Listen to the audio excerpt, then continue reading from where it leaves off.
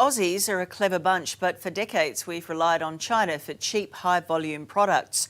The pandemic has highlighted critical gaps in that supply chain, and now local manufacturers are getting ready to step back up.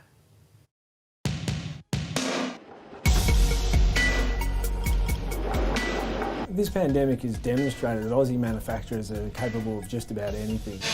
It could be a modern revival of the manufacturing sector.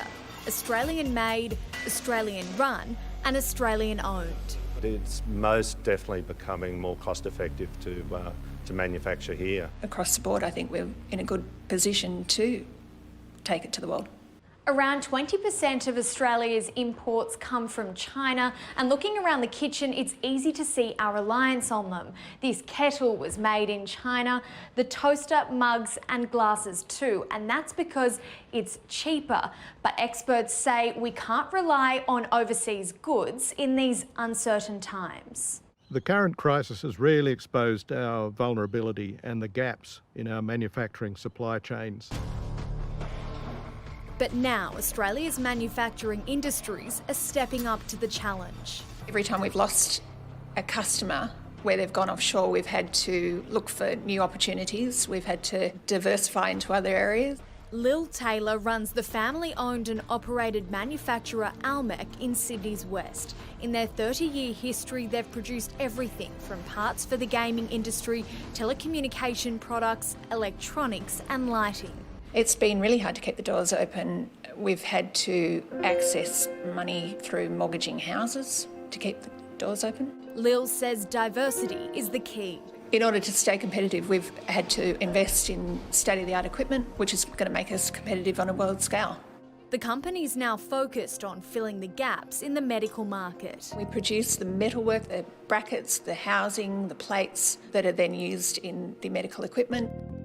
If it meant that doing this to help serve and our community and help people on the front line doing the real work, I think that's a great use of our skills and knowledge. For large-scale producers, it's about doing the right thing. Ford Australia has shifted some of their workforce to produce more than 50,000 face shields for frontline workers. A month ago, things would have looked very different here at Ford. Yeah, well, a month ago, these gentlemen behind me were building Mustangs, and now they've applied themselves to making these really fantastic shields to help other people. Steve Crosby is Chief Engineer at Ford Australia. Where you have the great knowledge and experience embedded in product design and development, there's an ability to move to different things. This is where the future of manufacturing is today. Professor Roy Green is a manufacturing expert. He says with sudden restrictions in overseas markets and a global demand for products, our over-reliance on international imports has been exposed. But it shows us that we really need to revive and reinvent manufacturing, and it won't be a return to the old style of mass production. It's much more likely to be more specialised firms, firms aiming for niches in global markets.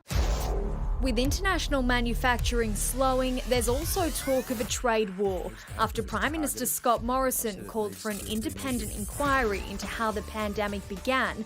Now there's backlash from Beijing with threats to boycott buying Australian products. So this is a sort of standard tactic.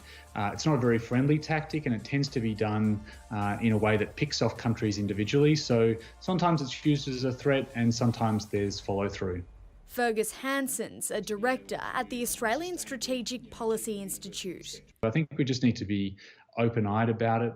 We're dealing with an authoritarian regime. We have different approaches to things. Many other elements that have been taken offshore for manufacture will also come home. You animate, please? Yeah, I can. Matthew Tobin's founder of Urban Art Projects. He says the majority of their manufacturing has now moved from Shanghai onshore to its Brisbane base. Every time we've put on a major piece of robotic machinery, we've hired between 6 and 8 more staff. But that advanced robotic machinery doesn't take away jobs, it just changes jobs. We're not going to be able to manufacture everything here in Australia. Minister for Industry, Karen Andrews. So we cannot be reliant on just one nation or just one particular product. We need to look at our supply chains in total. And to keep it all going, it's essential you help at home. Here's Ben Lazaro from Australian Made. The best way to support Aussie manufacturers is to look for the Australian Made logo, the green and gold kangaroo, and buy Aussie when you shop.